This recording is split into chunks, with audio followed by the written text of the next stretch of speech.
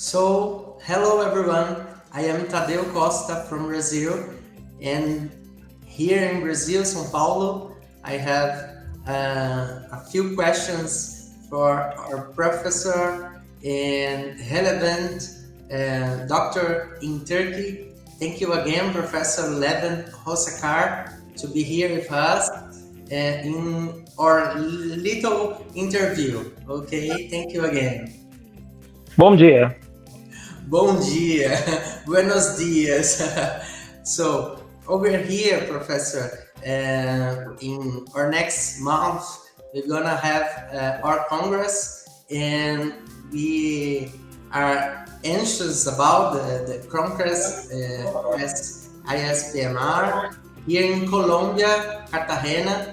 And so, what do you think about this, our next Congress? Yeah, I think it will be a great Congress. I mean, by definition, also the country is also attracting so many attention. Some years ago, we made an ultrasound course there for the local people, and it was quite successful. And I do believe that this will be another successful Congress after last year in Lisbon. So we plan to, from the ultrasound side, we plan to make some activities starting with the USPRM courses, two simultaneous courses, 2-day courses, will be pre-Congress courses, and one beginner and one advanced. And during the Congress, we will be discussing about several topics in ultrasound. And also, my special lecture will be about artificial intelligence and ultrasound. So I will be taking people just, around the tour, how artificial intelligence has entered physiatry, and especially musculoskeletal ultrasound. And are we threatened with artificial intelligence, or are we still able to use it in good hands and safe and sound, and more perhaps effective in our clinical practice? So I think it will be a great Congress.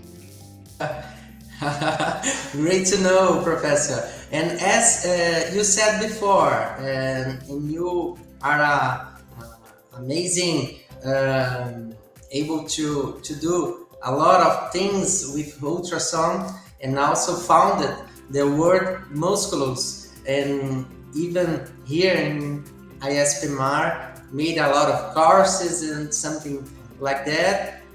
We are pretty happy to able to access all your knowledgement. And what do you think, and what are the main benefits of this technique of ultrasound, you said? I mean, for several years, we've been doing ultrasound in physiatry. I mean, personally, next year I will be celebrating my 25th year in MSK ultrasound. So, compared with the past, I think we have less difficulties in increasing the awareness among physiatrists, among colleagues. I mean, many people are already aware that ultrasound can be used in many areas in our specialty, not just for diagnostic side, but for also therapeutic side, the interventional side. So I do believe that we have less problems in awareness, but we still have problems regarding education and having access to machines. We are not radiologists, so not each and every physiatrist can immediately ask for a new machine from the administrator of their hospital. So we still have difficulties in having access to machines, but I think we also have less problems regarding having access to education. This is actually the philosophy behind our courses, our task force in 𝒊𝒊𝒂𝒔𝒐𝒖𝒏𝒅, which is USPRM, the ultrasound study group in 𝒊𝒊𝒂𝒔𝒐𝒖𝒏𝒅. So from our side, we're trying to increase the ability of our colleagues to have more training, because ultrasound, perhaps one of the few disadvantages is its user dependency. So it's different if this person or that person is doing ultrasound. And to cover this problem, to tackle with this problem, we're trying to provide as much as possible training, and it's a little lengthy training, and that's also the reason why we did different courses in ISPRM. We started in Orlando before the pandemic. It was just a beginner course. Now we are able to do two courses, and in the future, in the very near future, we're planning to have three simultaneous courses: the beginner, the intermediate, and the advanced, and covering many topics that physiatrists would be interested to do with ultrasound. So I think we are doing many extra things that we were not able to do in the past, but we have still ways to go. And I think in an optimistic way, and it's changing better. I mean, the the awareness is already well established. The clinical practice is, let's say, going ballistic, and people, the more they become aware in the role of ultrasound in our specialty, the more they are trying to also work from their sides. I mean, this is inevitable. Ultrasound is the sixth finger. It's without ultrasound. I mean, for me, we commonly use the slogan, "Our lives before ultrasound and ultrasound, after ultrasound is different." But some more radical colleagues, I know that they are mentioning they don't have any life before ultrasound. They only accept their lives after ultrasound is physiatry. So I think no discussion regarding awareness. We are trying our best for the education side and finding new machines. Yeah. Oh, great to know, Professor. Thank you again. And I'm thinking about um, even the patient, but principally the research articles or colleagues, and even or practical physical medicine and rehabilitation. What do you think is the most important to us residents to spread all the information, and even um, to another colleagues from another areas, and even local, or maybe spread away in our next Congress? What do you think is the most important thing to spread away our information of rehabilitation? Yeah.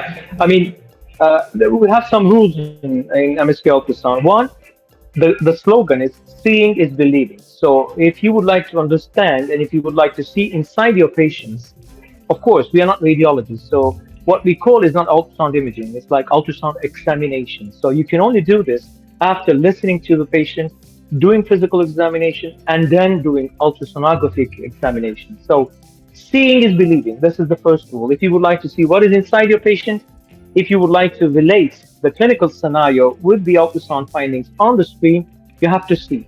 We are not surgeons either, so we cannot cut and see, but putting the probe on the patient, we can easily see. Seeing is believing. The second, if you can see, you can quantify things. So that's the rationale behind new data and new evidence. And I would like to come back to your question saying that ultrasound has also changed our lives in terms of research, because what we could not see in the past were things that we could not have quantified or qualified. Now, after doing ultrasound and seeing new things, we produce new data. And this is also increasing the strength of our specialty. That's the second thing. And the third thing, if you can see things, you can have access to it. And that's the rationale behind the interventional side. So we are increasing the clinical side, we're increasing the therapeutic side, as well as the research side. And you can see, including our papers, you can see in the literature, there are many new data, like cross-sectional area of nerves, panic structures of muscles, angulation of different structures in MSK. So having new data is also increasing new research areas, which is also increasing in an indirect way the strength of our specialty. And we have robust data. Okay, Professor, thank you again, even to show these steps. And so it's pretty good to know about it. And our interview is almost finishing, but I also want to ask you a last question. If you are also anxious about even our Congress, but or I think nowadays we are flying away our rehabilitation here in Brazil, South America, and in the world. We are flying away, and that's a great moment for us. And so the Congress maybe will be a great moment over there to even the networking, but the most important to absorbing and maybe be near all this new information about our courses and techniques and so everything over there. And so can you take some messages or take home messages for us, or maybe a notice to our audience? I would actually say, I mean, everyone has still many things to learn from other people. So, okay, we might be more experienced in ultrasound, but if we come to the Congress, we also hear new things about other technologies or other topics in physiatry. So, this is a matter of sort of network and sharing ideas and sharing knowledge, sharing new information. So, it's not just with ultrasound, but with every aspect of physiatry, sharing knowledge from coming from different cultures, from different continents, and different research areas. I think would be great, and the Congress would be quite fruitful, especially for youngsters, of course. Oh, I hope so. I hope so. We all be there, and so thank you again, Professor. It's a pleasure to be here with you, talking a little about everything in 𝑠PMR, and see you soon. Uh, ¿Hasta cuándo? Say hasta luego. Muy pronto, muy pronto. O seu português está muito bom. Poquito, poquito. Okay, thank you again. Thank you again, Bye bye. Mar, for everything. And see you soon, guys. Bye bye. Bye bye.